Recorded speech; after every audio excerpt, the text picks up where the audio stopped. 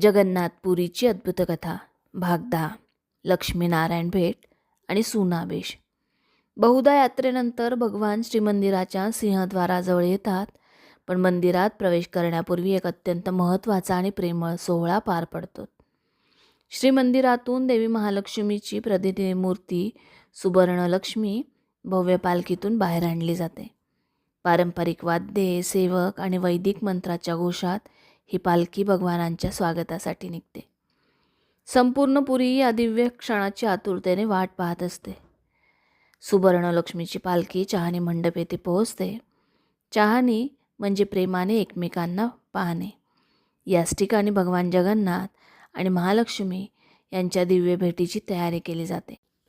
भगवान बलभद्रांच्या समोर पडदा धरण्याची प्राचीन परंपराही याच वेळी पाळली जाते. ओडिशाचे गजपती महाराज स्वतः देवीचे स्वागत करतात. ते दहीपाटी मनोही अर्पण करतात. परंपरेनुसार ते स्वतः सुवर्णलक्ष्मीची पालखी डोक्यावर घेऊन भगवान जगन्नाथांच्या रथाजवळ आणतात. यावरून गजपती महाराज स्वतःला भगवानांचा प्रथम सेवक मानतात. आता भगवान जगन्नाथ आणि देवी महालक्ष्मी यांची दिव्य भेट होते. ही भेट प्रेम, विश्वास आणि पुनर्मिलनाचे प्रतीक मानले जाते. हजारो भक्त या अद्भुत क्षणाचे दर्शन घेण्यासाठी उपस्थित असतात. भगवान जगन्नाथ देवी महालक्ष्मींना आज्ञामाळा अर्पण करतात.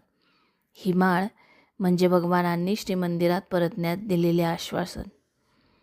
त्यानंतर देवी महालक्ष्मी नंदीघोष रथाची प्रदक्षिणा करून श्रीमंदिरात परततात.